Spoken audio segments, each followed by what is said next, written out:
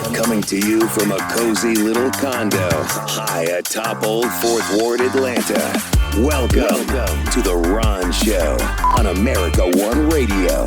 Here's your host, Ron Roberts. Thanks for listening, whether it's on the America One Radio app, AmericaOneRadio.com, Progressive Voices via TuneIn. Thank you so much for that, or via podcast. I do appreciate you listening. Went out yesterday to watch the Kamala Harris acceptance speech at Manuel's Tavern here in Atlanta. The Georgia Win List had a watch party. It was a festive little event. And I got to talk with several women in the aftermath, in the afterglow, I would say, of Vice President Harris's acceptance speech. And I just have to say, the last 30-ish days have been one heck of a ride. And we all feel good and charged and ready to go and commanded by former First Lady Michelle Obama to do something. But we still have 70-plus days to go. The last 30-ish have been the easy part. The next 70-ish will be the work. Although I have to say, hats off to the Democratic National Convention staff. What a televised spectacle, even as late as it went most nights, that turned out to be. It's so hard to fathom that on July 21st, we awoke to the continued realization that it was Donald Trump versus Joe Biden, President Joe Biden, vacationing in California with First Lady Jill. By the way, they tweeted before Kamala spoke a photo awaiting the speech, eager to listen to it and offering their support. Anyway, July 21st, we awoke that morning to the, these are our choices. Donald Trump, President Joe Biden. And as much as those of us left of center were sort of resigned to the realization we were going to vote for Joe Biden so long as he could fog a mirror. Some of us joking, myself included, if it's Weekend at Bernie's versus Donald Trump, we're voting for Weekend at Bernie's. Anyway, to fast forward to where we are today, and for the energy and the excitement and the momentum that a change at the top of the ticket has created, and to see the way the Democratic National Convention goers were able to participate and enjoy a spectacle that had to have quickly come together. And as near flawlessly as I could tell anyway, I wasn't there, so I didn't see any of the flubs, as an event could have been thrown together in such a short period of time, I'm amazed. I was talking with my friend Sonia. She and I go back to high school, having worked together at the Augusta Chronicle when we were kids and going to college together and staying tight through all the years. And I said to her, if this had all been planned out with Joe Biden atop the ticket, it would have felt forced and trite and goofy.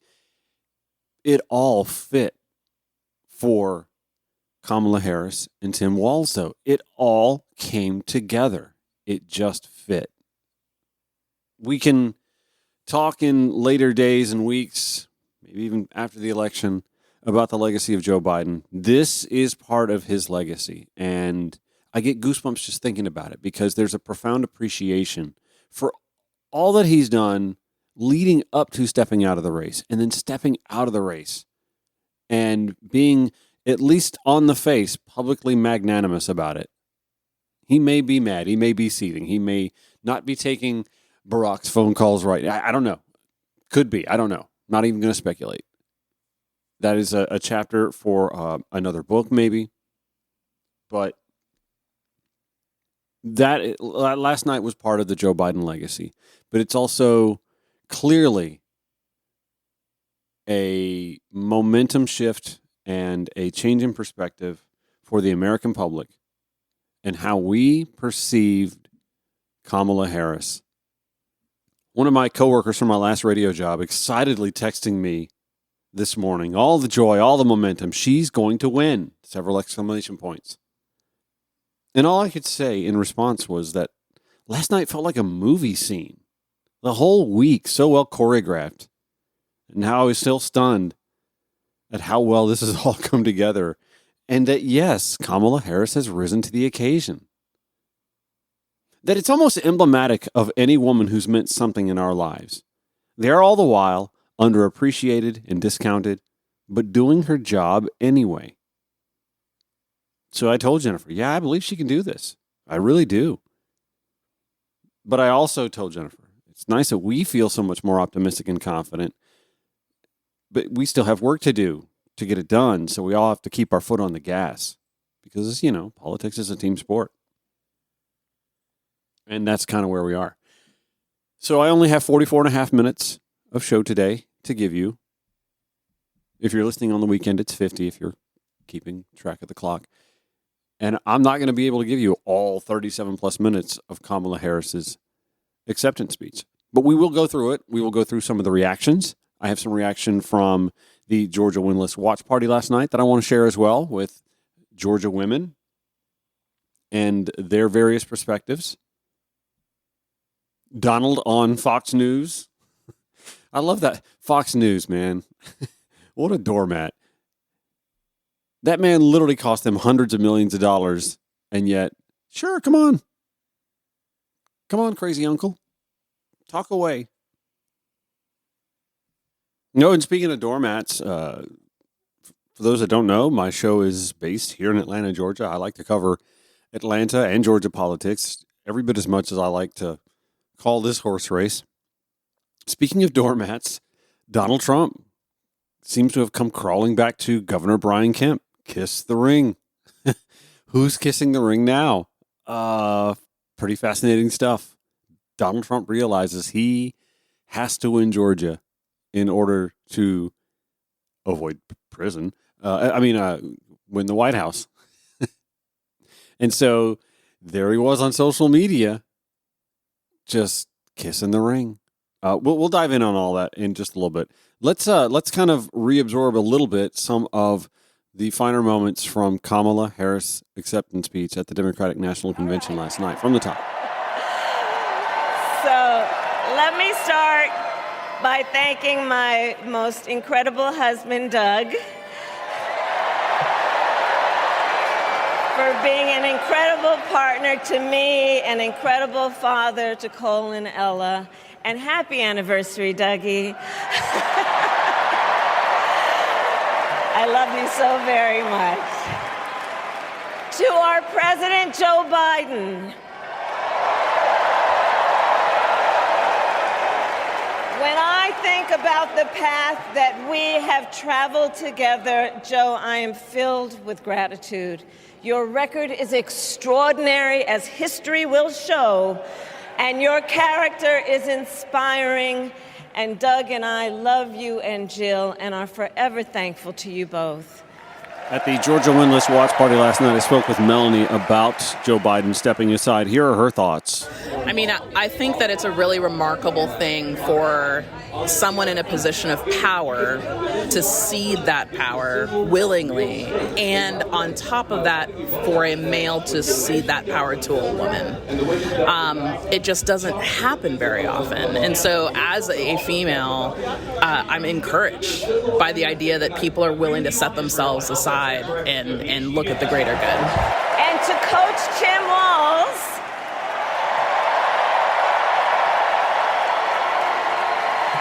you are going to be an incredible vice president.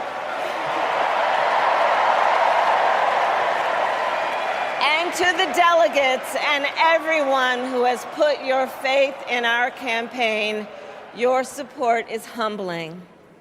So, America, the path that led me here in recent weeks was no doubt unexpected. But I'm no stranger to unlikely journeys. So, our mother, Kamala Harris, had one of her own. And I miss her every day, and especially right now. And I know she's looking down, smiling. My name's Anjali. Your reaction to Kamala's speech tonight and her accepting the nomination? I think she nailed it. I think she told a really compelling personal story, weaved in a ton of policy, which is, I know, what a lot of folks were looking for, and spoke right to the American people. And my parents are from India, and when she talked about that, her mom's journey, it felt very personal, and I think lots of people could see herself or see themselves in her story, and I thought she did an incredible job. So my mother was 19 when she crossed the world alone, traveling from India to California with an unshakable dream to be the scientist who would cure breast cancer. When she finished school, she was supposed to return home to a traditional arranged marriage. But as fate would have it, she met my father, Donald Harris, a student from Jamaica. They fell in love and got married, and that act of self-determination made my sister Maya and me. Growing up, we moved a lot. I will always remember that big Mayflower truck packed with all our belongings, ready to go to Illinois, to Wisconsin, and wherever our parents' jobs took us. My early memories of our parents together are very joyful ones. A home filled with laughter and music, Aretha, Coltrane, and Miles. At the park, my mother would say, "Stay close." But my father would say, as he smiled, "Run, Kamala, run. Don't be afraid. Don't let anything stop you."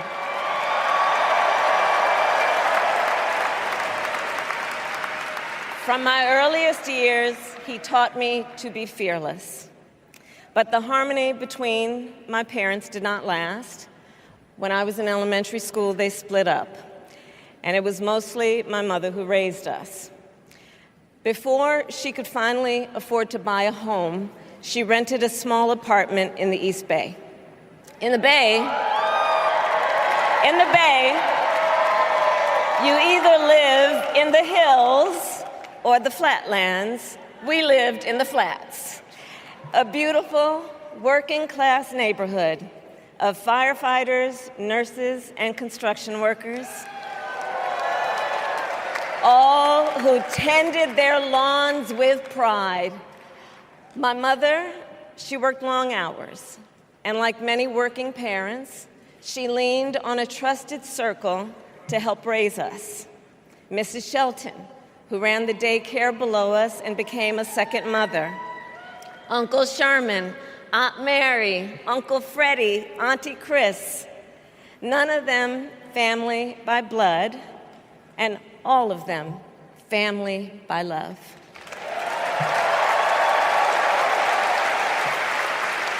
Family who taught us how to make gumbo, how to play chess, and sometimes even let us win. Family who loved us, believed in us, and told us we could be anything and do anything. They instilled in us the values they personified: community, faith, and the importance of treating others as you would want to be treated, with kindness, respect, and compassion. My mother was a brilliant, 5-foot-tall, brown woman with an accent. And as the eldest child, I saw how the world would sometimes treat her. But my mother never lost her cool. She was tough, courageous, a trailblazer in the fight for women's health, and she taught Maya and me a lesson that Michelle mentioned the other night. She taught us to never complain about injustice, but do something about it. Do something about it. That was my mother. And she taught us, and she also taught us, and never do anything half-assed. And that is a direct quote. Quick break, back in just a few. The Ron Show reviewing A direct quote. Kamala Harris's acceptance speech at the Democratic National Convention. This is America One Radio and Progressive Voices via TuneIn. Follow along on your preferred social media platforms at Ron Show ATL, Facebook, Twitter, X, Instagram, Threads. Kamala Harris accepting the Democratic Party nomination last night. More of her acceptance speech and some reaction that we've gotten firsthand, as a matter of fact, last night after the Georgia Winless watch party at Manuel's Tavern. I'll be weaving some of those statements in as well. So let's continue where we left off. I grew up immersed in the ideals of the civil rights movement. My parents had met at a civil rights gathering, and they made sure that we learned about civil rights leaders, including the lawyers like Thurgood Marshall and Constance Baker Motley, those who battled in the courtroom to make real the promise of America. So at a young age, I decided I wanted to do that work. I wanted to be a lawyer. And when it came time to choose the type of law I would pursue, I reflected on a pivotal moment in my life. You see, when I was in high school, I started to notice something about my best friend, Wanda. She was sad at school, and there were times she didn't want to go home. So one day I asked if everything was all right, and she confided in me that she was being sexually abused by her stepfather. And I immediately told her she had to come stay with us, and she did. This is one of the reasons I became a prosecutor, to protect people like Wanda, because I believe everyone has a right to safety, to dignity, and to justice.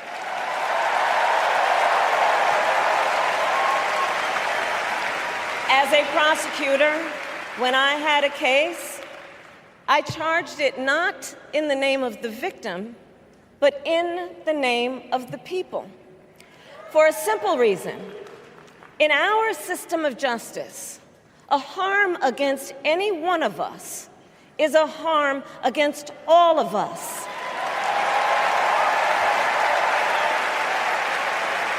And I would often explain this to console survivors of crime, to remind them no one should be made to fight alone. We are all in this together. And every day in the courtroom, I stood proudly before a judge and I said 5 words: Kamala Harris for the people.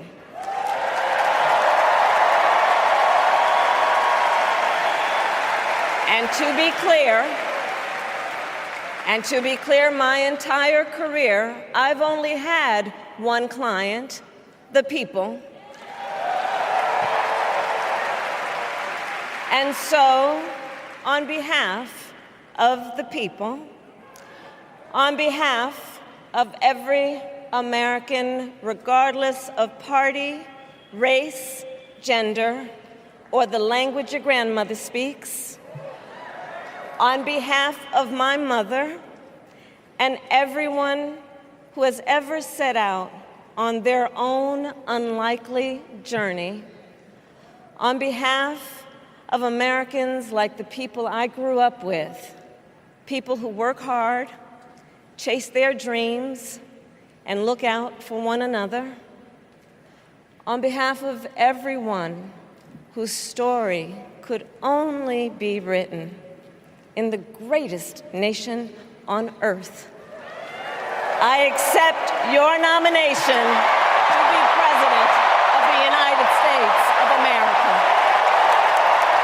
Here are some reactions from Carolyn Rossavilla, Dr. Phyllis Hatcher, Shavonda Miles, and June Christ at the Georgia Winless watch party last night. What did you think of the speech tonight? It was spectacular. It is what's been waiting to happen. It's like the dam broke and the water's rushing down, and we're going to reach the kingdom. I think it's time. I think when she stated that it's time, that it's been past time, and that we're in a situation now that we need change, and not just for some people, but for everybody. So at this moment, the right to vote again, to have safety in the country, to have good health care. It's time. This is a powerful moment. 4 weeks ago, I didn't think that we would be celebrating at Manuel's Tavern for a vice president to become a president. It truly means that anything is possible. It has renewed my strength in believing as a female, a woman, and it's inspired me to keep going. I no longer feel ignored. I feel happy and optimistic. If we let this moment slip through our fingers like we did in 2016, I don't know if American democracy will survive. This is our opportunity to elect the first woman president of the United States of America, and America needs to seize this opportunity. The last voice you heard again, June Christ. She's running for Georgia Senate District 50. We'll get her on the show at some point in time. Before that, Shavonda Miles, Dr. Phyllis Hatcher, and Carolyn Rose Avila. Our thanks to them and the others who we spoke to last night with their reactions at the Georgia Windless Watch Party at Manuel's Tavern. We have more of this when we return. The Ron Show on America One Radio, AmericaOneRadio.com, Progressive Voices via TuneIn, or wherever you podcast. This is The Ron Show on America One Radio. So it is the afterglow of the Democratic National Convention. What sort of polling bump will we see? We'll be keeping our eyes on that and be monitoring that to glean whatever bump there may be. We've had a sustained 4-week Harris honeymoon period. Will that be it? Or will there be another push? We will watch for polling. I will say this. Last night, watching the acceptance speech at Manuel's Tavern with the Georgia Windlist and their assembled group, they had a nice full room for that watch party. Speaking to the women I spoke to after the fact, excited but very measured as well. And I can't help but wonder, I kept asking a few folks, the 2016 effect, because there was exuberance with women in particular having a female nominee. And so I wanted to ask, what sort of differences do they feel? I asked Dee Dee that specifically. I think this is definitely more electric. It's her going against Trump, and Trump is really a dangerous individual, especially to have him as the leader of our country. So it's definitely different, a lot different now than it was even then. There's also, I believe, more unity within the Democratic Party than there was in 2016, and we also have the devil we know versus the devil at the time that we didn't. We know the ramifications of a Trump presidency now. As an entire American population, not just the Democratic Party or anybody thinking outside the GOP or the MAGA bubble. In 2016, the party was splintered. In 2024, there are still some divisions. We have noted, of course, the Gaza-Israel strife, and here in Atlanta, the Cop City movement and grassroots organizers being shunned, in large part not by Biden or Harris, but by local elected Democrats. But on the whole, the Democratic Party is a lot more unified behind this candidate, this ticket, and showing the momentum. And with this election, our nation with this election has a precious, fleeting opportunity to move past the bitterness, cynicism, and divisive battles of the past, a chance to chart a new way forward. Not as members of any one party or faction, but as Americans. And let me say, I know there are people of various political views watching tonight, and I want you to know, I promise to be a president for all Americans.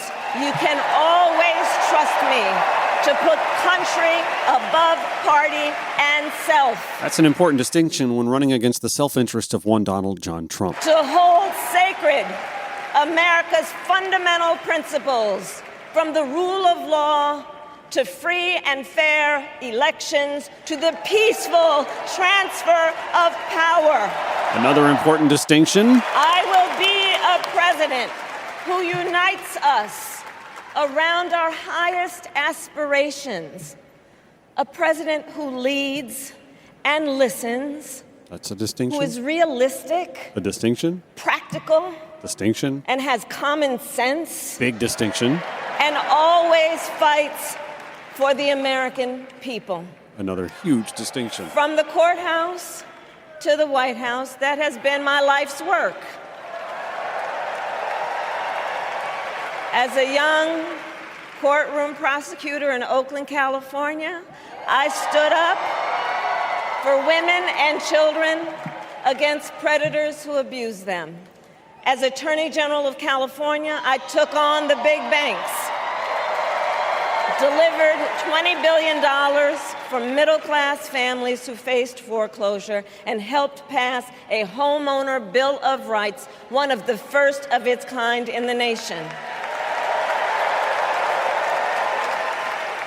I stood up for veterans and students being scammed by big for-profit colleges, for workers who are being cheated out of their wages, the wages they were due, for seniors facing elder abuse. I fought against the cartels who traffic in guns and drugs and human beings, who threaten the security of our border and the safety of our communities. And I will tell you, these fights were not easy. And neither were the elections that put me in those offices. We were underestimated at practically every turn. But we never gave up, because the future is always worth fighting for. And that's the fight we are in right now, a fight for America's future. I asked Maggie Chambers last night at the Georgia Windless Watch Party on the vibe that she gets, the change in tone and energy on the left now that Kamala Harris is the Democratic Party's nominee. Yeah, absolutely. I mean, being in this room tonight filled with such, incredible Georgia women has been really special. I mean, it really feels like Kamala Harris has been ready for this moment for a long time, and it's really wonderful finally seeing the Democratic Party, finally seeing all of this happen to give her this platform, give her the leadership that she so clearly has been made for after this time. I mean, I was noticing all throughout tonight, everybody was watching, and I went in to go get a beer in the other room, and everybody's just captivated by what's happening on the screen. And over the last few weeks, we've had a huge surge of energy about this candidate, about what it means about the Democratic Party responding to this moment. And I'm really excited to hopefully see everybody take this energy to the polls in November. Donald Trump is an unserious man. But the consequences of putting Donald Trump back in the White House are extremely serious. Consider not only the chaos and calamity when he was in office, but also the gravity of what has happened since he lost the last election. Donald Trump tried to throw away your votes. When he failed, he sent an armed mob to the United States Capitol, where they assaulted law enforcement officers. When politicians in his own party begged him to call off the mob and send help, he did the opposite. He fanned the flames. And now, for an entirely different set of crimes, he was found guilty of fraud by a jury of everyday Americans, and separately found liable for committing sexual abuse. And consider what he intends to do if we give him power again. Consider his explicit intent to set free violent extremists who assaulted those law enforcement officers at the Capitol. And if you don't believe her, he's holding a fundraiser at his New Jersey golf course for their legal defense fund. His explicit intent to jail journalists, political opponents, and anyone he sees as the enemy. his explicit intent to deploy our active duty military against our own citizens. Consider the power he will have, especially after the United States Supreme Court just ruled that he would be immune from criminal prosecution. Just imagine Donald Trump with no guardrails. That is a soundbite and a sobering moment to gnaw on for the next 70-plus days in this election cycle. I firmly believe we'll see a campaign ad that focuses in on that soundbite and a lot of clips from his past presidency and all that has transpired since then. And how he would use the immense powers of the presidency of the United States, not to improve your life, not to strengthen our national security, but to serve the only client he has ever had, himself.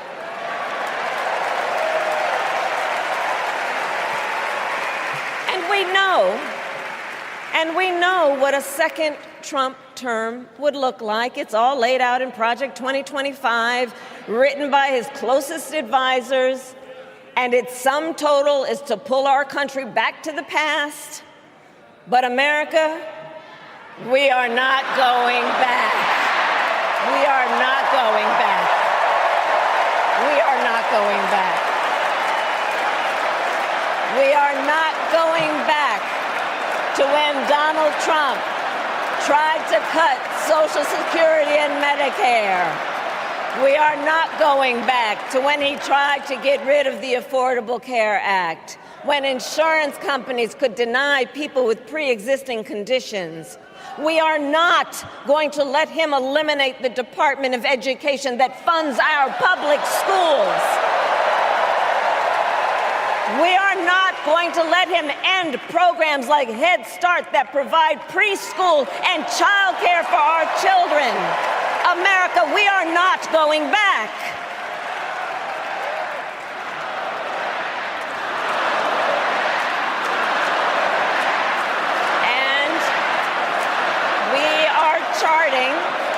And we are charting a new way forward. Forward to a future with a strong and growing middle class, because we know a strong middle class has always been critical to America's success. And building that middle class will be a defining goal of my presidency.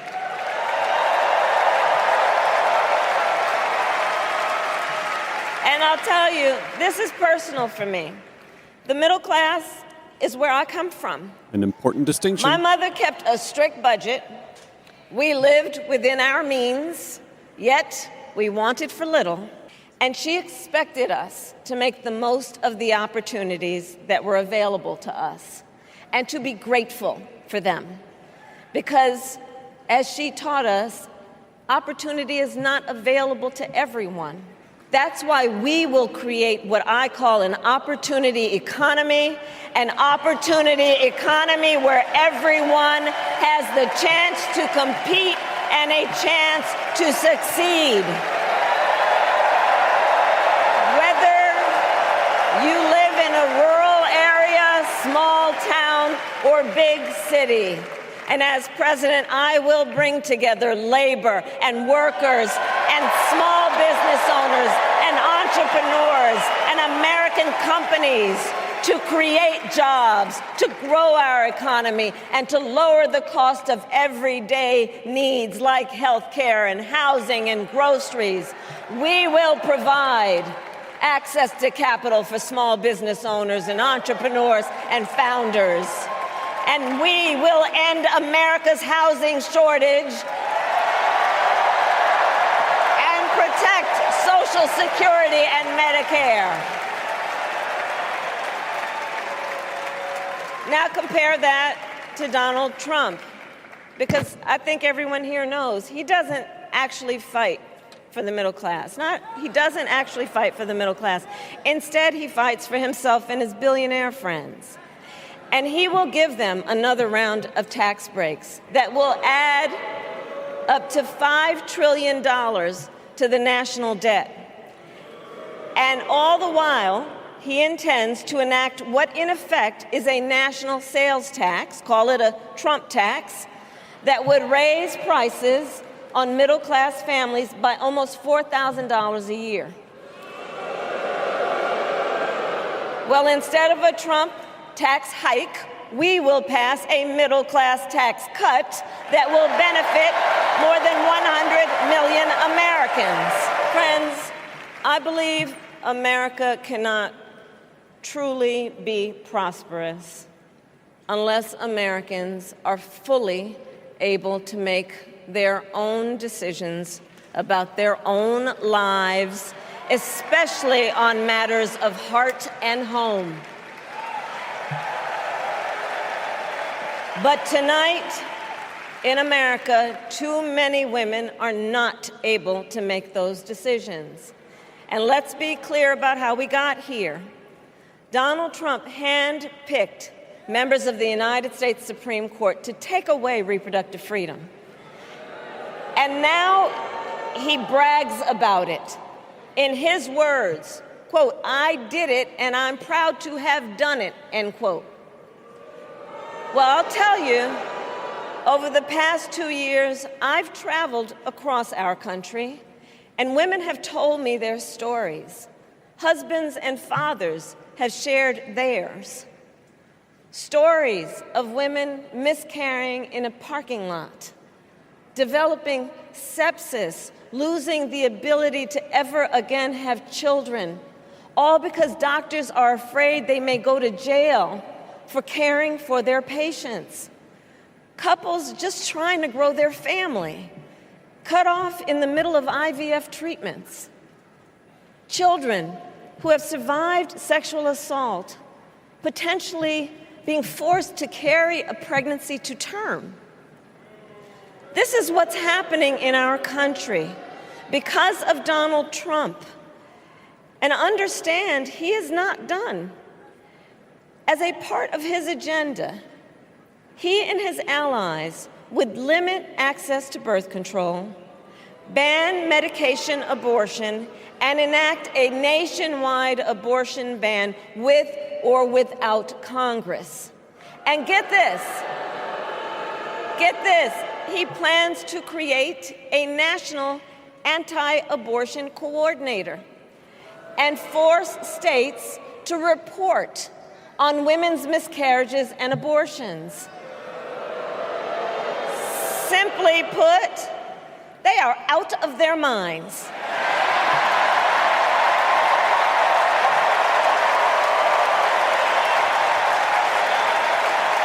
And one must ask, why exactly is it that they don't trust women? Well, we trust women. We trust women. And when Congress passes a bill to restore reproductive freedom, as President of the United States, I will proudly sign it into law. More reaction from the Georgia Windless Watch party last night at Manuel's Tavern. Here's Ann. I think it feels so good to feel hopeful.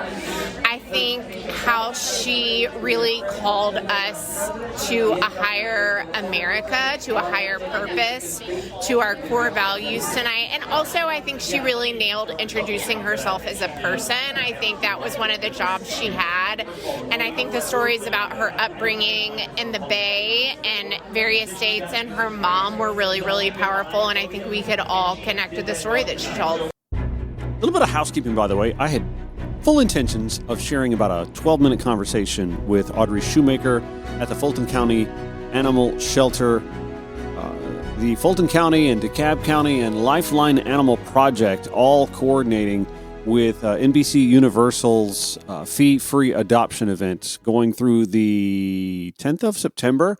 I'm going to give you that in the podcast today as bonus content. That'll be at the end of it. Just as a momentous occasion, we cannot let the nomination of the Democratic Party's candidate, Vice President Kamala Harris, ascending to potentially the presidency with that nomination. Cannot let that go by without giving it its full due. But I also want to point out that it is kitten season. The animal shelters are overburdened with pets, and please go adopt, don't shop. In fact, you don't even have to shop. Not a dime has to be spent to adopt a pet at the Fulton County, the DeKalb County Animal Shelters, and through Lifeline Animal Project. I will again share that conversation today as bonus content on the podcast, and then we'll have that in full on Monday's show. Let's finish up. We've got about 12 minutes or so of Vice President Harris's acceptance speech at the Democratic National Convention to absorb. In this election, many other fundamental freedoms are at stake. The freedom to live safe from gun violence in our schools, communities, and places of worship. The freedom to love who you love openly and with pride. The freedom to breathe clean air and drink clean water and live free from the pollution that fuels the climate crisis. And the freedom that unlocks all the others, the freedom to vote. With this election, we finally have the opportunity to pass the John Lewis Voting Rights Act and the Freedom to Vote Act.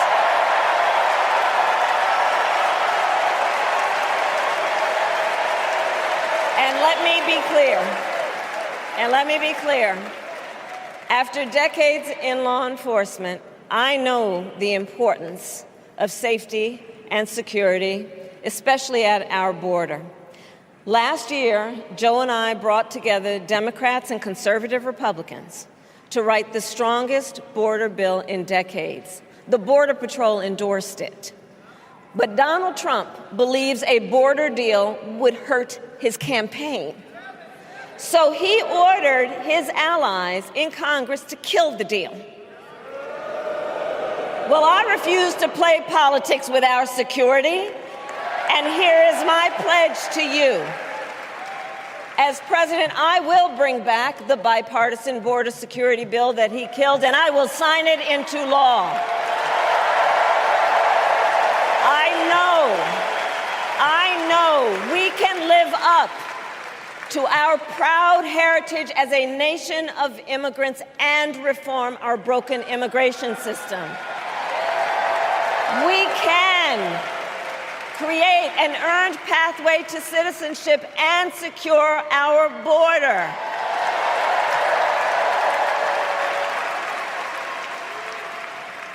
And America, we must also be steadfast in advancing our security and values abroad. As Vice President, I have confronted threats to our security, negotiated with foreign leaders, strengthened our alliances, and engaged with our brave troops overseas.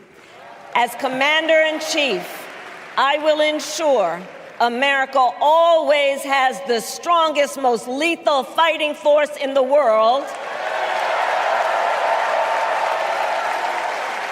And I will fulfill our sacred obligation to care for our troops and their families, and I will always honor and never disparage their service and their sacrifice.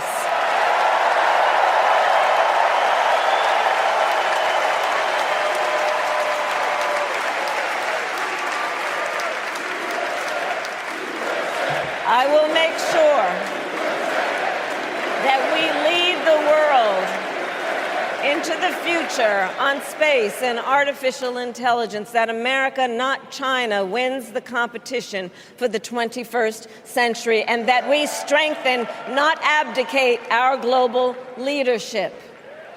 Trump, on the other hand, threatened to abandon NATO. He encouraged Putin to invade our allies, said Russia could, quote, do whatever the hell they want. 5 days before Russia attacked Ukraine, I met with President Zelensky to warn him about Russia's plan to invade. I helped mobilize a global response, over 50 countries, to defend against Putin's aggression. president, I will stand strong with Ukraine and our NATO allies.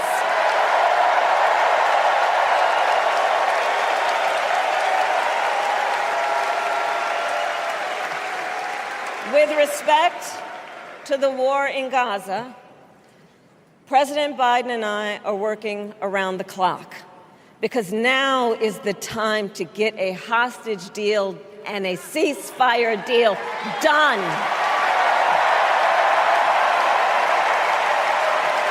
And let me be clear, I will always stand up for Israel's right to defend itself, and I will always ensure Israel has the ability to defend itself, because the people of Israel must never again face the horror that a terrorist organization called Hamas caused on October 7, including unspeakable sexual violence and the massacre of young people at a music festival. At the same time, what has happened in Gaza over the past 10 months is devastating. So many innocent lives lost. Desperate, hungry people fleeing for safety over and over again. The scale of suffering is heartbreaking. President Biden and I are working to end this war such that Israel is secure, the hostages are released, the suffering in Gaza ends, and the Palestinian people can realize their right to dignity, security, freedom, and self-determination.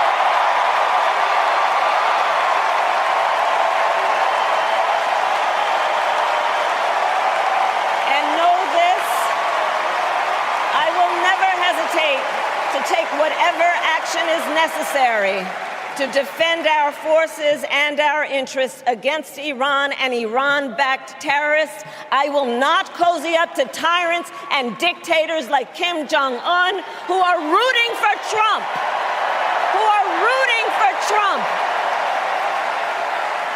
Because,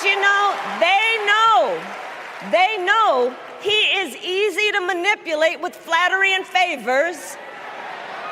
They know Trump won't hold autocrats accountable because he wants to be an autocrat himself.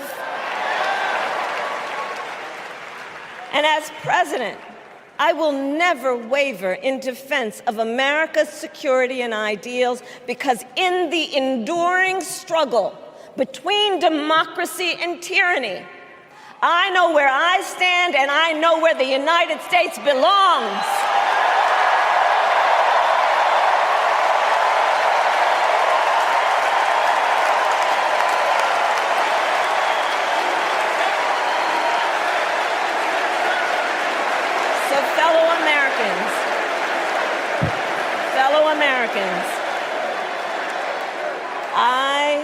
I love our country with all my heart. Everywhere I go, in everyone I meet, I see a nation that is ready to move forward, ready for the next step in the incredible journey that is America. I see an America where we hold fast to the fearless belief that built our nation and inspired the world, that here in this country, anything is possible, that nothing is out of reach. An America where we care for one another, look out for one another, and recognize that we have so much more in common than what separates us.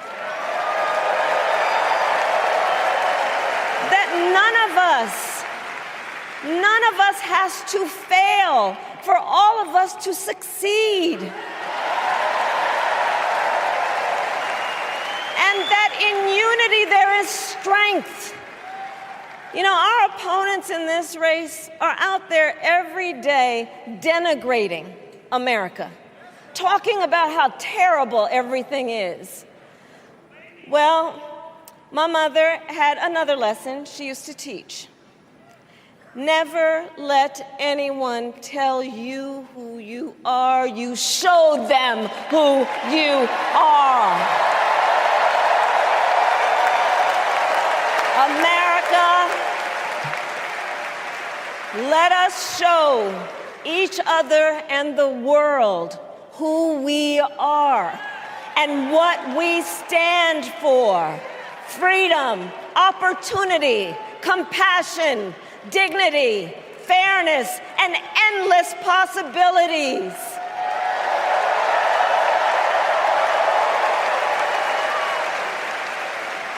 We are the heirs to the greatest democracy in the history of the world.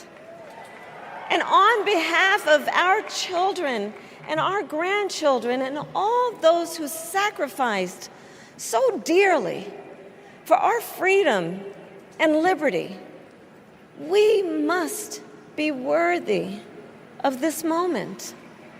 It is now our turn to do what generations before us have done, guided by optimism and faith, to fight for this country we love, to fight for the ideals we cherish, and to uphold the awesome responsibility that comes with the greatest privilege on earth, the privilege and pride of being an American.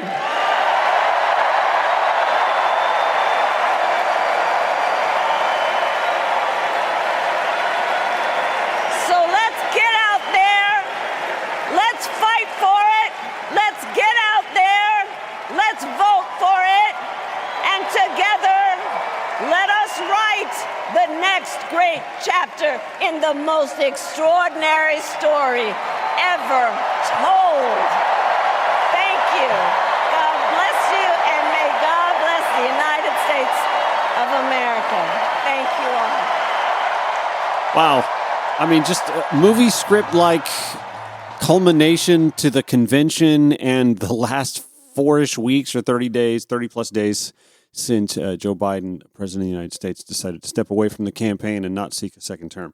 I will say this. Last night, it was great to watch the speech with friends and new friends I made with the Georgia Windless Watch Party at Manuel's Tavern. I will end the political portion of the bonus content of today's show with some advice that Joe Handy Sewell, who is with the Democratic Women of DeKalb County, she had to offer. And it's something that we've been focusing on a lot the last couple of weeks with all the antics of the state election board. One thing that we can all do right now to guarantee this election, if you're already registered to vote, would you please go in, if you're in Georgia, to www.MVP,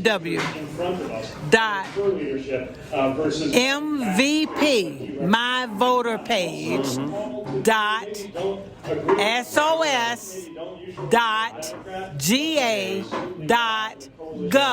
Check your status. Check your status, and check it often. Yeah, like weekly leading up to October the 7th. Yep. Because if you early vote on October the 15th and you find out that you have been dropped off the roll, it will be too late to register to vote. Isn't it just awful that we have to go through all of these steps? It's by design, though. It's awful. Ron, they are hoping that we don't pay attention to that. And another thing, if at all possible, please vote early. Try not to put your absentee ballot in the mail. No, you can't count on the mail. Because that is also by design. It was a dry run in May that all those mail trucks got backed up here in Georgia. That was a dry run. See? During the May primary. That was a dry run. Yeah. Stay woke, folks. Yep. Pay attention. And if you don't know, ask somebody that does. All good. Ask somebody. All good advice. All good advice. Well, thank you so much. Thank you, Ron. So, got to get her on the show again at some point in time. She is a spark plug. So I told you I have one bonus segment that I want to share, a conversation I had with Audrey Shoemaker with the Fulton County Animal Shelter. They are overpopulated in a bad way, and they just built a brand new shelter, too. They, along with the DeKalb County Animal Rescue folks and Lifeline Animal Project, fee-free adoptions, and, by the way, pet retrievals if your pet gets picked up. I'll have that in the show notes at ronshowatl.com as well. Stand by to listen for that via podcast next here on The Ron Show. Want to be on the show? Have a cause or campaign you'd like to speak up for? Email Ron at ronshowatl.com or call 404-919-2725. The Ron Show on America One Radio. I'm joined now with Audrey Shoemaker from the Fulton County Animal Shelter in partnership with Lifeline Animal Project. You guys are doing something pretty innovative and obviously necessary between now and September 10th. It's basically come in, pick out a pet, and go home with the pet. Don't worry about the fee. Am I missing anything there? No, you. That is the gist. We are very overcrowded, and so we are waiving fees through the Clear the Shelters event. It's a national Clear the Shelters through NBC, and all fees have been waived August 10th through September 10th. Is there has there been a benefactor who helped out with this, or somebody that we want to shout out and give some thanks to for enabling this to happen? Because I know that there are expenses with running these shelters still. So knowing that the pets are going home without any cost added to it whatsoever, that's a healthy chunk of money. It's a campaign that they help, and it's led by NBC Universal Local. They do it every year, and the wonderful thing is that it is a full month. So we often have events. We're always trying to get the word out, and we want to make it as easy as possible for people to come in and adopt from our shelters. For a full month, it's really great having it be August 10th through September 10th. A lot of times in the past, we've seen for the weekend, people will show up, but folks who aren't able to make it, this is a full month. We're making it as easy as possible. Thank you so much, NBC, for helping with the Clear the Shelter event. So obviously people can't just walk and say, I want that dog, and then they go home with that dog. You guys do go through a screening process, correct? Well, it's really much more of a matchmaking process because a lot of we want to know how people live their lives. I mean, this is a companion, and we get so many different kinds of pets. And so if you are looking for a really active dog, a lot of times we know some more information about that. Sometimes you might have size requirements. It might be something with your housing that requires that if you're in an apartment, sometimes there'll be different sizes, and so we can match you up well with that. So it's usually done a lot more through matchmaking rather than a really interrogative approach to finding a new pet. We really want to be welcoming to all. We know people are getting pets, and it's really critical that people come to animal shelters and help us save lives in order to do that. It seems silly to have so many pets in an animal shelter that don't have homes, and we know people want them.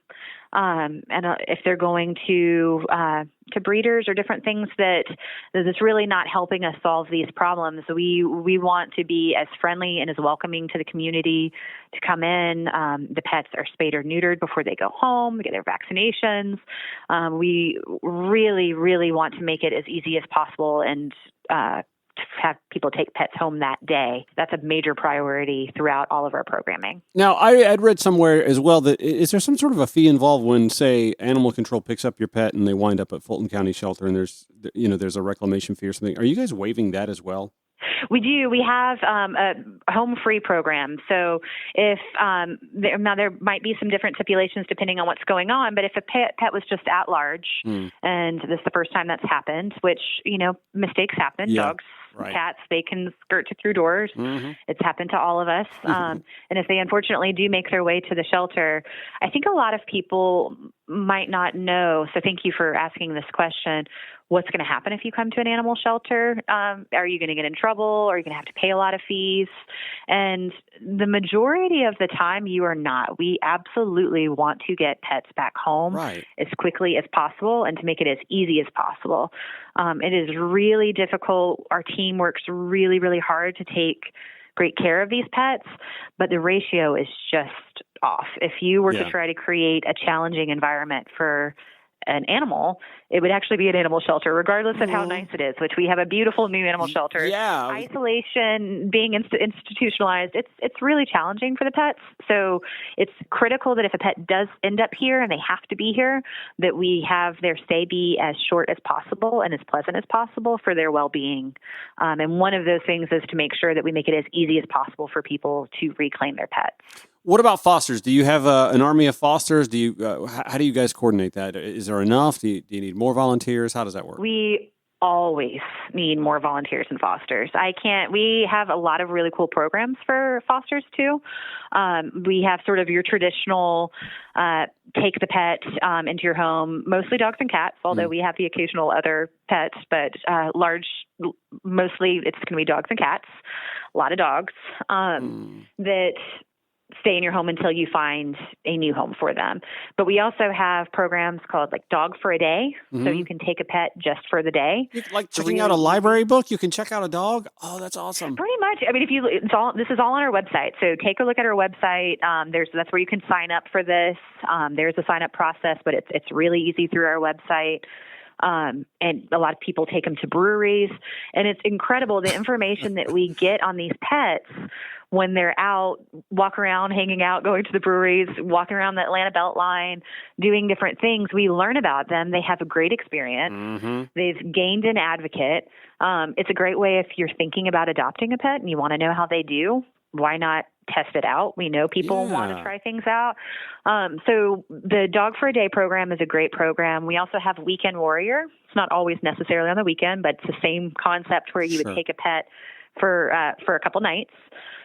And same thing, we're always getting good information. One of the biggest things is that we learn how to, since so much of our adoptions and our placements are done through matchmaking, the more information we know about how they're going to behave in a home, it just benefits any future adopter. And so it's huge for them to have advocates, for us to learn about that, because sometimes a pet would struggle here and be very successful in the home, and we wouldn't know that without having that time. Right, I was going to say the anxiety's got to be heightened in a shelter full of other strange pets, other strange dogs or cats, no matter their environment, and then the human being interaction that they're not used to all the time. Yeah, absolutely. That's a fantastic. I was just sitting here thinking, like, I love hiking, and if there's ever a day that I'm going to go for a hike, I may come and try and check out a dog for a day. It would be it's really easy. Yeah. We could do a story on it. I would be do a little your day with a shelter pup. Hey, yeah. Well, you know what? In fact, I've got a hiking group that they get together every last Sunday of the month. I may kind of goad them to maybe look into doing that, since they're all pet people anyway. Yeah, we've had some larger groups that have come in and done Dog for a Day, so it's been more organized where we knew and we had a little bit more setup. So there's so many volunteer opportunities to come in and do groups, and sometimes it's great for families too. We do a lot of times, kids will want to volunteer. And one of the great ways that a whole family can participate is doing something like Dog for a Day or Weekend Warrior. It's a great idea. All right. So we're with Audrey Shoemaker with the Fulton County Animal Shelter in partnership with Lifeline Animal Project. The pet fee adoption fee waiver going through September 10th, and that is at the Fulton County Animal Shelter, the Cobb County Animal Services, and at Lifeline Community Animal Center on Presidential Drive in Atlanta. I'll give you those 3 locations in the show notes at ronshowatl.com. If you'd like to just make a financial donation, the Lifeline Animal Project folks are fantastic folks, and this will go to help defray some of the costs and take care of making sure that these pets are well taken care of. Audrey, thank you so much for the time. Let's get some shelter clear, some shelter space cleared, and get some new 4-legged critters in some new homes over the course of the next few days. Please. I'd like to make an additional plug for if while we have your listeners. We hear so often, we absolutely need to move animals through the shelter system, through fosters, adoptions, volunteering. There's so much that you can do to help support at the shelters, but there's a lot that people can do if they find a pet in their community. We do 63% of the pets, the dogs that are found, are usually found within a mile of their home. We're here. We have a lot of programs that we can help assist people in getting pets back home. You can check back in. But we have our Friendly Finder program that if you found a pet and you're willing to foster it for the stray hold, that 3-day period, we have crates and food if you need it, whatever we can do to make it a little bit easier to give that pet cushion. We do the vaccine so they can go ahead and get some of that on board before coming into the shelter. It helps. It's a really great program in trying to get the pet back to their original home if we can, because our goal is always to find their original owner and hopefully reunite.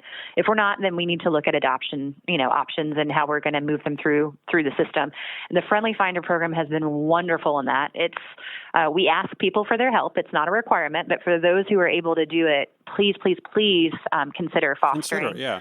Keeps them in the home, and we also use flyers. Again, it's a lot of our Friendly Finder fosters end up adopting their pets, and that's great. Your dog never ended up having to be in a shelter, and how wonderful is that? But also taking 48 hours. If you find a pet in your neighborhood, Fulton DeKalb, or really anywhere, if you can take some of the time, that is one of the great ways to use social media. Social media is always a two-sided sword, right? Like there's a pro and a con. But for finding lost pets, neighbors are actually the experts on their community. They usually know, oh, Miss Judy down the street has 2 dogs. We don't have that information as an animal shelter, and Miss Judy might not know to come here. So if you can take that extra time, post a picture, if you have like a neighborhood forum next door, Facebook, take those few minutes to see if you can help get the pet back home before they ever even enter the sheltering system. We are able to save so many lives, because if we're here if someone needs us, but we really do hope that we can keep pets in the community with their people rather than having them to do the additional work of trying to figure out when we don't have all of that information of where they came from in the first place. That's a great reminder. Are there some resources at Lifeline Animal Project's website to help people along with that? Absolutely. Yes. We have even steps you can take when you first find a pet and when you first lost your pet. There's a lot of work that can be done in Lost and Found. Petco Love Lost is a great resource that we're working with, and they help get pets back home. So it's a pretty unique technology where they search the internet for your actual pet. So it's sort of a giant database of all of the lost and found pets. But it's helping make a lot of connections.